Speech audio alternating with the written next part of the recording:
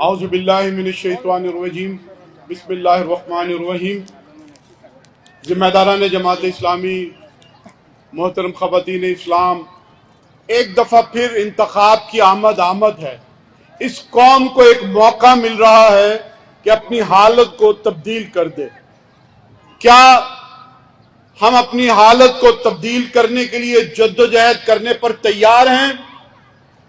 انشاءاللہ ہم تیار ہیں۔ ایک بات نوٹ کیجئے کہ اس ملک میں جب بھی انتخابات ہوتے ہیں تو الیکشن میں حصہ لینے والی پارٹیاں بڑے بڑے دعوے کرتی ہیں۔ وہ کہتی ہیں کہ ہم اس ملک کو پیرس بنا دیں گے، ہم اس ملک میں اتنے لوگوں کو مکانات دیں گے، اتنے لوگوں کو روزگار دیں گے۔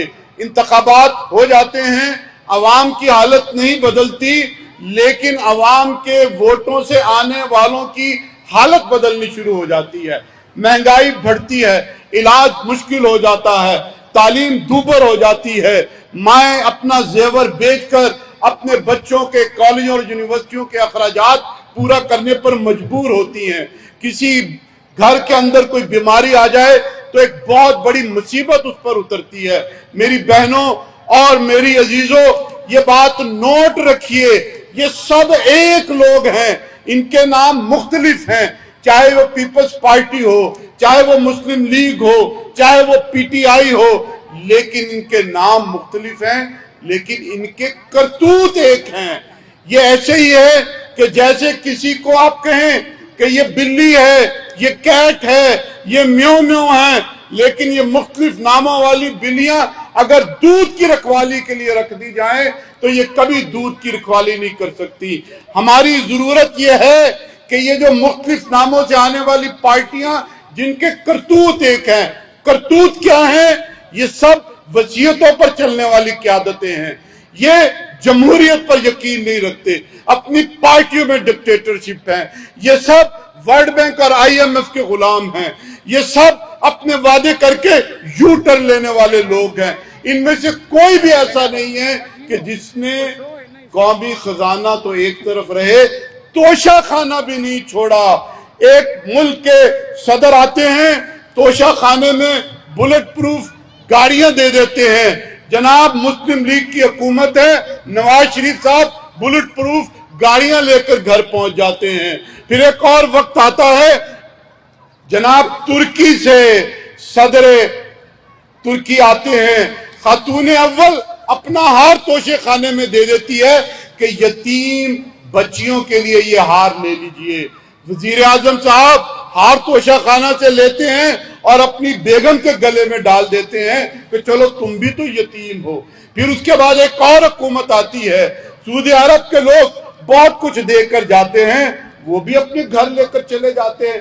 کرتوت ان کے ایک ہیں، نام بے شک مختلف ہیں۔ تو میری بہنوں اٹھیے، آگے بڑھیے، قوم کو متوجہ کیجئے۔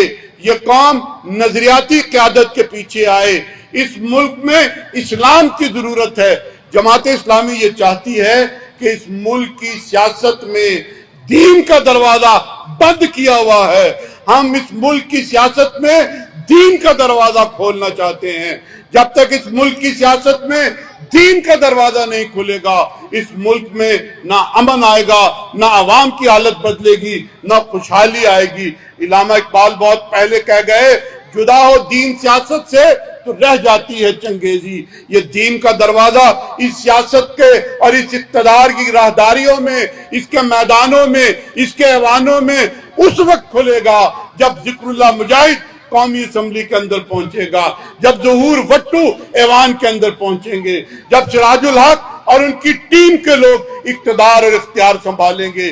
آئیے کوشش کریں اور اللہ سے دعا مانگتے ہیں کہ یا رب العالمین اس ملک کے امتحان کو ختم کر دے، اس قوم کی آزمائش کو ختم کر دے، ہمارے لیے راستے آسان کر دے، اس قوم کے دلوں کو ہمارے لیے کھول دے، اسلام کی سرفرازی کے لیے ہمیں کام کرنے کی توفیق عطا فرما۔